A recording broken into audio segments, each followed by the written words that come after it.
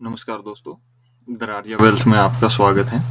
हम हर रोज़ की तरह मार्केट क्लोज होने के बाद एक वीडियो बनाते हैं और उसमें पूरे दिन में जो मार्केट ने जो हरकतें की या मार्केट ने जो ट्रेंड फॉलो किया, हम उसके बेस पे एनालिसिस करते हैं और अपनी गलतियों को सुधारते हैं।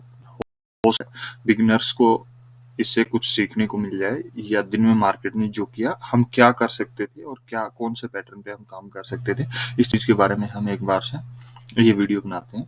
तो जो मेरे चैनल से नहीं जुड़े हैं तो कृपया करके रिक्वेस्ट है, आप मेरे चैनल से जुड़ जाइए, चैनल को सब्सक्राइब करिए, लाइक करिए, क्योंकि हम हर रोज़ सुबह मॉर्निंग में एक SGX निफ्टी के बारे में भी अपडेट देते हैं, तो वो आपको टाइम टू टाइम मिलता रहे और डेली ये वीडियो जो है आप तक पहुंचती रहे।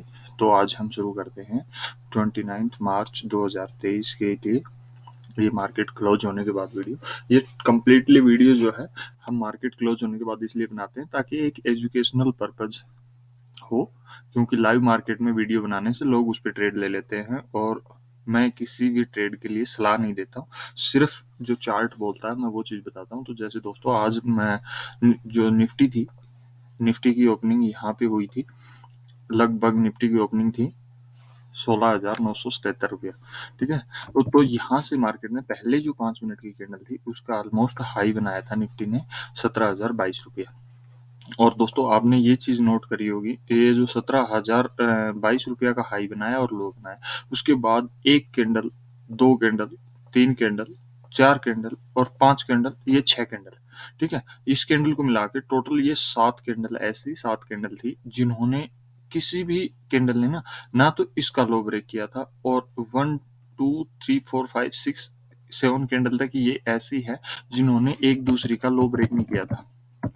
किसी भी कैंडल ने अपने से पहले वाली कैंडल का लो ब्रेक नहीं किया था। तो ये चीज देखने की थी, जब लो ब्रेक करता तो सेलिंग आती, अदरवाइज हाई को ब्रेक करती गई हो। इस कैंडल ने हाई को ब्रेक नहीं किया था। मैं जल्दी जल्दी बताऊं तो आपको, यहाँ जाके एक कैंडल ने हाई ब्रेक किया था, बट 5 से 7 पॉइंट आने के बाद इससे पहले एक पैटर्न फॉलो हो गया था, क्योंकि निफ्टी ने इस हाई को ब्रेक कर दिया था, अप साइड जा रही थी। तो यहाँ पे बाइंग दोबारा से रिपीट बाइंग इनिशिएट हो गई थी, जो सेलिंग, यहाँ से सेलिंग का कोई पैटर्न बना नहीं था, उसके बाद बाइंग की कंफर्मेशन आ गई थी। तो बाइंग की कंफर्मेशन आ गई थी, जो लोग बाय कर रहे थे वो लोग बाय कर रहे थे। ये मामूली सा एक डाउन साइड का डिप था, जो कि ज्यादा देर टिका नहीं, और मार्केट ने दोबारा डोजी डोजी बना के और दोबारा से अपसाइड मार्केट ने। तो ये जो देख रहे हो, ये जो बहुत इंपॉर्टेंट लेवल था, क्योंकि मैं पिवोट पॉइंट लगा रखा हूँ, तो पिवोट का जो प्राइस कैलकुलेट होके आ रहा था 16,975 रुपया, मार्केट जस्ट उसके ऊपर ही रहा, और उसके बाद R1 जो कैलकुलेट होके आ रहा था 17,037 रुपया, 17,037 को मार्केट ने यहाँ पे क्रॉस कर दिया था, और 17,037 को क्रॉस करके मार्केट ने यहाँ पे एक पैटर्न इनिशिएट किया था। मार्केट 17,037 के ऊपर निकल के, यहाँ पे मार्केट 17,037 के ऊपर निकल के, अगर इस लाइन के ऊपर निकल के मार्केट रीटेस्ट लेती, मार्केट निकलती, रीटेस्ट लिया और मार्केट स्लो मोशन में अप साइड जाती, तो यहाँ से मार्केट दोबारा से एक नया हाई बनाने की कोशिश करती। लेकिन मार्केट ने क्या किया, यहाँ पे एक जो मैं 5 मिनट का जो स्काल्पिंग लेवल जो बोलते हैं, वो यहाँ 5 मिनट का स्काल्पिंग लेवल एक्टिवेट हो गया था। जैसे ही रिटेस्ट हुआ, उससे पहले 5 मिनट का जो है स्काल्पिंग लेवल एक्टिवेट हो गया था। तो यहाँ से मार्केट ने एक डाउन साइड ले लिया, और इसकी रिस्पेक्ट करते हुए पहले यहाँ से रिटेस्ट लेके रिटर्न हो गई। यहाँ पे सपोर्ट लिया, सपोर्ट लेके रिटर्न हुई, लेकिन इस कैंडल ने ना आज के मार्केट का जो लो था उसको ब्रेक कर दिया था। जैसे मार्केट ने लो ब्रेक किया, तो एक तो ऊपर से यहाँ से R1 से जो सेलिंग आई थी, R1 से सेलिंग के बाद मार्केट डाउन साइड हुई, डाउन साइड होने के बाद मार्केट अपसाइड, यहाँ से आज डे को ब्रेक कर दिया था मार्केट ने। ये मार्केट के लिए सबसे इम्पोर्टेंट चीज थी कि मार्केट ने डे को ब्रेक कर दिया था। डे लो के ब्रेक जैसे हुआ, लोगों ने सेलिंग पोजीशन बना ली थी। कुछ लोग जो समझदार होते हैं वो बोलते हैं कि रिटेस्ट पे सेलिंग बनाएंगे, तो रिटेस्ट का मतलब होता है मार्केट नीचे गई, नीचे जाके ऊपर यहाँ तक गई, इस लेवल पे रिस्पेक्ट किया, और यहाँ तक जाके ऐसे ऐसे करके, और मार्केट दोबारा से ये लो जैसे निकालती है, तो यहाँ पे डबल कंफर्मेशन आ जाता है, एक तो ये रिटेस्ट और एक ये दोबारा से डाउन साइड ब्रेक। तो ये कंफर्मेशन हो जाता है कि मार्केट अभी सेलिंग में लोड होके फिर सेल साइड जा रही है। तो जैसे मार्केट ने ये यहीं पे यही किया था, मार्केट ऊपर गई, क्योंकि डबल बॉटम की सिचुएशन क्रिएट हो रही थी। लोग सोच रहे थे कि यहाँ पे डबल बॉटम बनेगा, क्योंकि एक बॉटम एक बॉटम। डबल बॉटम की सिचुएशन क्रिएट थी क्योंकि मार्केट ने रिजेक्शन लेके क्लोजिंग अप साइड में किया था। ठीक है, दूसरी ये थी कि यहाँ पे एक डोजी बनाया था और डोजी बना के मार्केट ने नेक्स्ट कैंडल को बुलिश और अप साइड क्रॉस कर दिया, तो मार्केट में एक 10-20 पॉइंट की स्कैल्पिंग थी वो आनी थी। लेकिन सेलिंग प्रेशर टॉप लेवल से R1 से सेलिंग प्रेशर था, R1 से सेलिंग प्रेशर था, वो कंटिन्यू था, अभी तक कम हुआ नहीं था। ठीक है, तो उसके बाद मैं आपको दिखाना चाहूंगा कि R1 से जो सेलिंग प्रेशर था वो दोबारा से डाउन साइड हुआ, रिटेस्ट लिया। ठीक है, उसने दोबारा से डाउन साइड हुआ, रिटेस्ट लिया और रिटेस्ट होके डाउन साइड गया, प्रॉपरली इस कैंडल को ब्रेक किया। तो यहाँ पे एक स्कैल्पिंग के लिए जो ट्रेड बनती है 12 बजे की, ठीक है, तो 12 बजे की जो स्कैल्पिंग के लिए ट्रेड बनती है, वो 12 बजे स्कैल्पिंग की ट्रेड यहाँ पे लगभग एग्जैक्टली 12 बजे थी।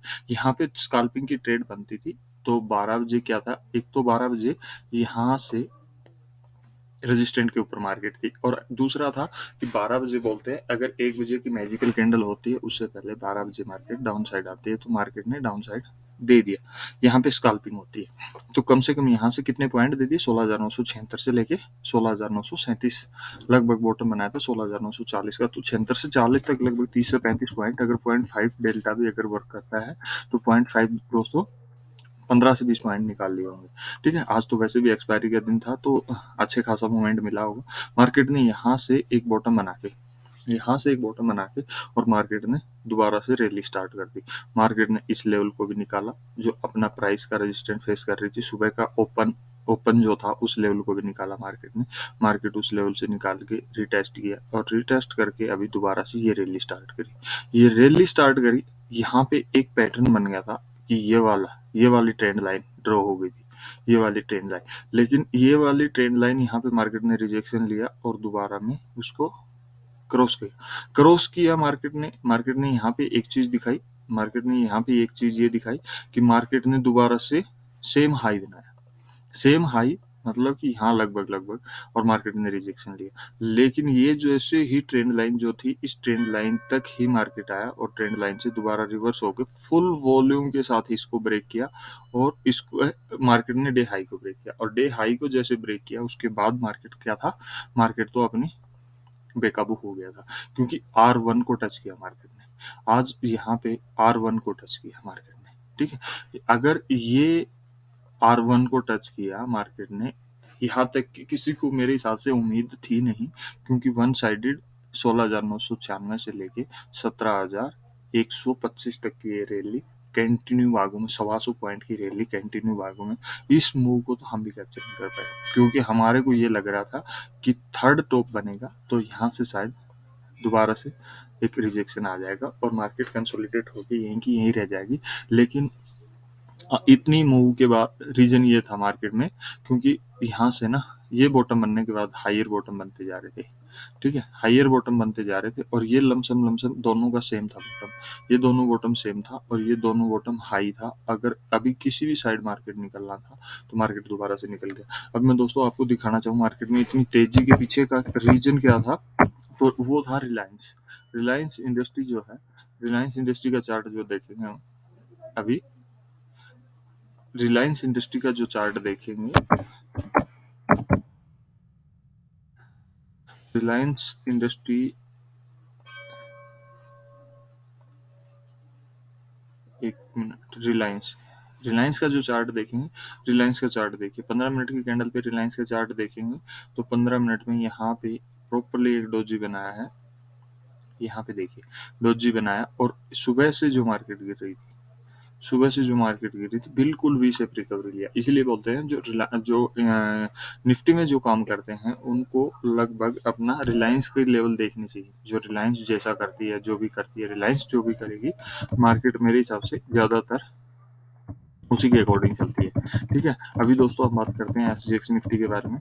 और कल के वीडियो में मैं आपको ये भी बता के चला था कि जो एसजीएक्स निफ्टी है वो इवनिंग सेशन में एसजीएक्स निफ्टी पॉजिटिव थी। उसका ये रीजन था कि एफआईआई जो है बहुत ज़्यादा मात्रा में डीआईएच से ज़्यादा बाइंग करके गई थी।